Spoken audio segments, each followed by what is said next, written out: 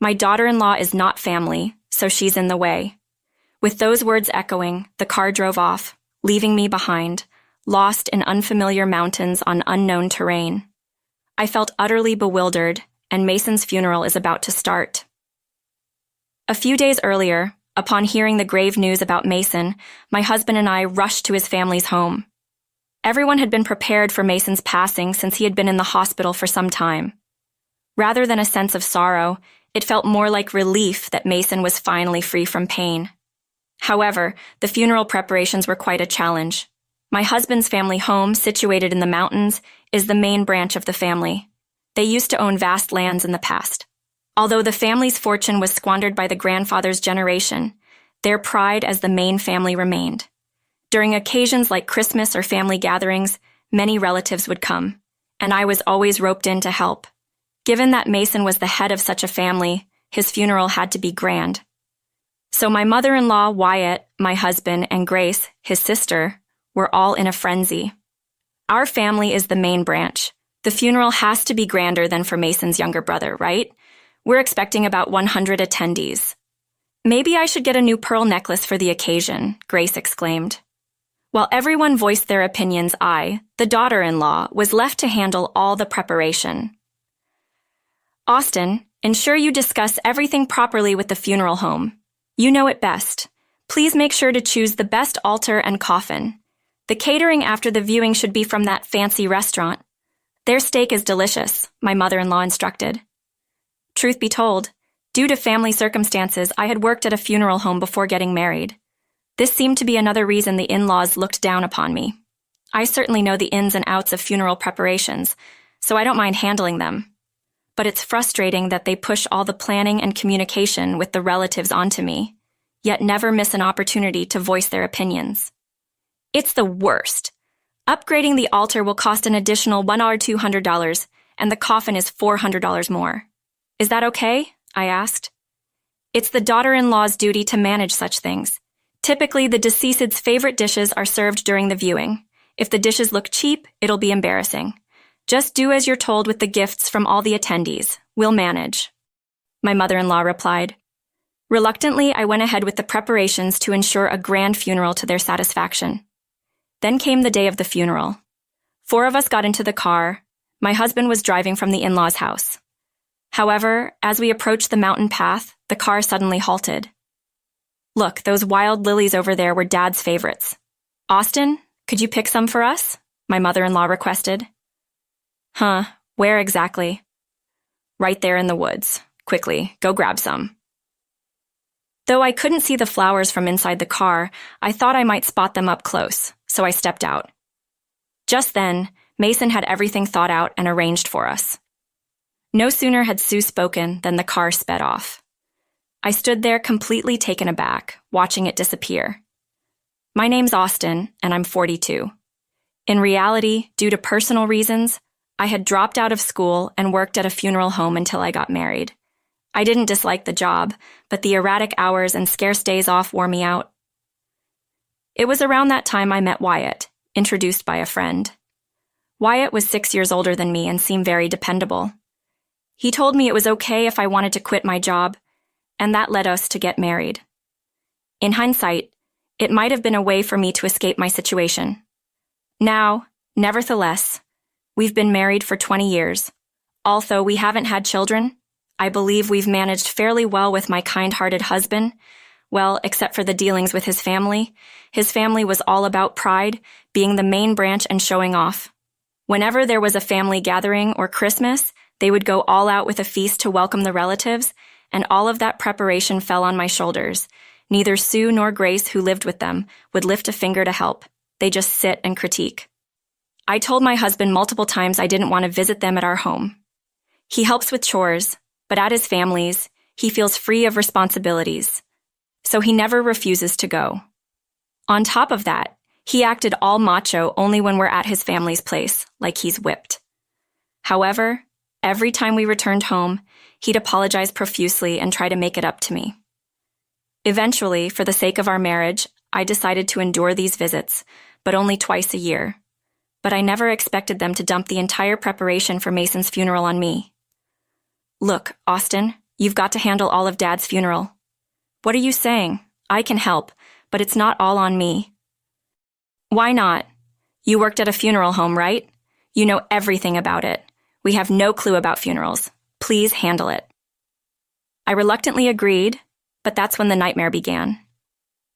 The funeral home the hospital recommended has a bad reputation. Austin, can you find a better one? That funeral venue looked old, didn't it? Change it to a nicer one. White chrysanthemums are so gloomy. Pick something more vibrant. Every decision I made with the funeral director was criticized, forcing me to redo the arrangements repeatedly. In between, I had to contact all the relatives, arrange taxis for the elderly, and handle the return gifts. There was an endless list of tasks. Austin, I'm hungry. Can you hurry with the food? Anticipate our needs without us having to ask. Instead of grabbing a sandwich from the convenience store, they demanded meals from me. I'm swamped with funeral preparations. Wyatt, tell them to sort out their own meals. I finally asked my husband, but with the confidence from being home, he frowned at my request. But you're the wife. You should handle meals. Frustrated by his attitude and lack of support, I served them simple pasta. Wow, that's lazy. If you're serving pasta, you should add snacks. Yeah, Mom's right. Facing their unreasonable demands during Mason's funeral preparations, I realized arguing was a waste. I just did as told. I hope you're arranging the funeral as instructed. The altar and coffin are top of the line. I finished contacting all the relatives, and the return gifts are ready. No issues there. Better not be any mistakes. Stop talking down to me, especially when you dump everything on me. After the viewing, my husband's attitude infuriated me, leading to a heated exchange. Mason appreciated me. He even called me before his death, thanking me for putting up with all your unreasonable demands. In my husband's family, only Mason treated me with kindness. Before he passed, he called just for me, saying thank you for all you've done. I'm sorry for the unreasonable demands everyone constantly makes. Anyway, you know funeral preparations. Better just get it done. Is everything financially sound? After all, you've been demanding top-notch everything without checking prices. Just do what you're told. If you keep arguing, we might as well divorce. Taken aback by the sudden mention of divorce, I asked, "Are you serious?" Absolutely. My mom always said I should have married someone better. Excuse me? My cousin, who recently got divorced and came back to the family, is stunningly beautiful. She even won a university beauty contest. Why didn't you tell me? At the viewing, my aunt kept pestering me about marrying her after divorcing you. During the post-viewing dinner, while I was swamped with serving tea and cleaning up, Wyatt just sat there sipping beer and chatting with relatives. I couldn't believe that was the topic of their conversation. As I fumed in silence, Wyatt's kind confidence grew. I kept telling myself to hold on just one more day until the funeral was over. The next day, we were on our way to the funeral in a car driven by my husband. But as we reached the mountain path, Sue demanded I pick lies for Mason, and they left me stranded there. Usually my husband wouldn't pull a stunt like this, but there he was, smirking at me from the speeding car. He probably had that beautiful cousin he mentioned yesterday on his mind. At this point, whatever I've done, all I could for the funeral. The funeral service will handle the rest. Although being left was quite shocking, there was a slight relief in knowing I didn't have to oblige to the family's every whim anymore. My real issue now? How to navigate this mountain path in my funeral attire and heels. How am I supposed to make my way through this? Exasperated, I sat down by the road. That's when a car stopped in front of me. Hours passed, and the funeral was nearing its end. Hey, where the hell are you, Austin? I received a frantic call from my husband. What's this about an $800,000 funeral bill? You better get here now. I could hear Sue's voice, almost a shriek, in the background. Serves you right. I had to stifle my laughter, hearing their predictable reaction. What's going on? There's no way we can afford an $800,000 funeral. Wasn't the plan for the gifts from the attendees to cover the funeral cost? The expected money didn't come through, plus only half of the expected guests showed up. Well, that figures.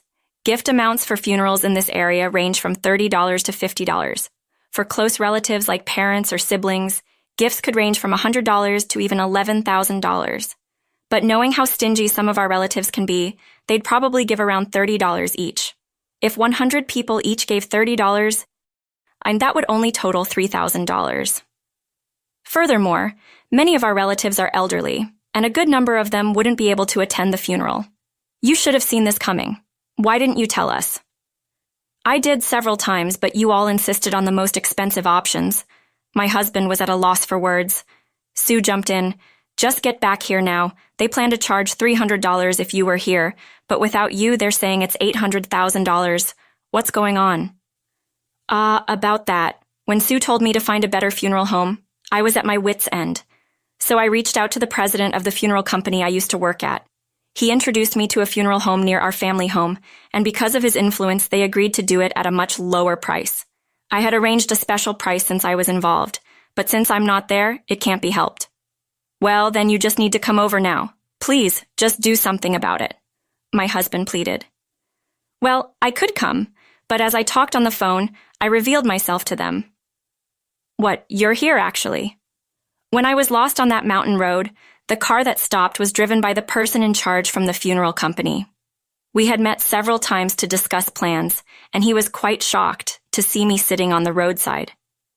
Once I explained the situation, he kindly drove me to the funeral hall. I wanted to pay my respects to Mason, so I asked him to bring me here, but I didn't want to be around all of you, so I stayed hidden. So, you were here after all? We can reduce the funeral cost now. My husband and Sue were practically dancing with joy. That won't be happening, I interjected. Why? Because according to you, I'm not a part of the family? Oh, come on. That was just a slip of the tongue. You're overreacting. You're my wife. I'm not anymore. What do you mean? You said you wanted a divorce, remember? You can go ahead and marry that beautiful, well-educated cousin of yours. Wait, before he could finish, Grace, who had been watching from nearby, lunged at me. Enough of your nonsense. Since you're here, we can get the funeral cost down to $300,000, right? No, I won't. And even if it's reduced, how do you plan on paying? We'll just withdraw it from my dad's bank account. He once mentioned he had about that much. That's not possible. Why not? When someone passes away, their bank accounts are frozen. You can't access the money. I heard if you don't inform the bank, it'll be fine. At Grace's comment, I couldn't help but smirk. Seeing my reaction, my husband panicked. You didn't tell the bank, did you? Of course I did. You told me to handle all the funeral matters, so I took the liberty to inform them as well. So, what do we do now? Or were you planning on covering it all? I wanted to say goodbye to Mason properly, which is why I had myself brought here. But since I didn't want to be around all of you, I stayed hidden. I then pulled out a bank book and showed it to them. The bank book I was holding was given to me by Mason just a bit before he passed it away. Mason had apologized for the past rudeness of his family and told me, since they'll probably have you handle all the funeral arrangements, please use this bank book to pay for the funeral expenses. He handed me a bank book with $300,000 in it. That's why I had consulted with the funeral director to ensure the cost would be kept within $300,000. But surely you can't withdraw that money, they argued. Actually, I can, I responded confidently. This account was set up with me as a pre-designated agent. In today's aging society, some banks offer a service where a person other than the account holder, if previously assigned, can withdraw funds. Mason was always so thoughtful, planning even for times he wouldn't be here. I said, hand over that bank book, they demanded. I won't. Mason gave clear instructions. If you ever treated me so poorly, I was to take this money as a settlement. And divorce, Mason once shared with me. You know, I'm married into the family, just like you, Austin. I truly understand how you feel. He was brought into Sue's home, who was an only daughter, in order to keep the family legacy. Although the previous generation had squandered most of the family wealth, leaving only the house they lived in, Sue and the relatives would often look down on him and say, "You, as the son-in-law, should just stay quiet." That's why Mason always cared for me. When he gave me the bank book, even knowing he didn't have much time left, He was more concerned about my well-being than his own. But that's Mason's inheritance, right? Daughter-in-laws don't have any rights to inherit, she retorted. Don't worry, he had left a will with a lawyer, and he told me it's clearly stated in there, I responded. The trio, unaware of my conversations with Mason, were stunned to learn about the existence of a will. The funeral is done, so I'll take my leave. Just a heads up, Sue apparently spent most of Mason's savings. There's hardly anything left, I said, seeing my husband on the verge of collapsing. I decided to twist the knife a bit further. You know, I'm going to divorce you and Sue for compensation in the divorce court for the way your family has treated me. If you refuse the divorce, be prepared. I'm willing to go to court, I said, turning on my heel to leave. The voices of the three of them echoed behind me, calling out in desperation. Don't say that, Austin. Please wait. Austin, I'm so sorry. Please come back. Please don't leave. I retorted, No way. Even if it comes down to $300,000, how are you going to pay it to cover the $800,000 funeral cost? The family had to sell their home, their sole inheritance, but since it was located in a remote countryside, they struggled to find a buyer.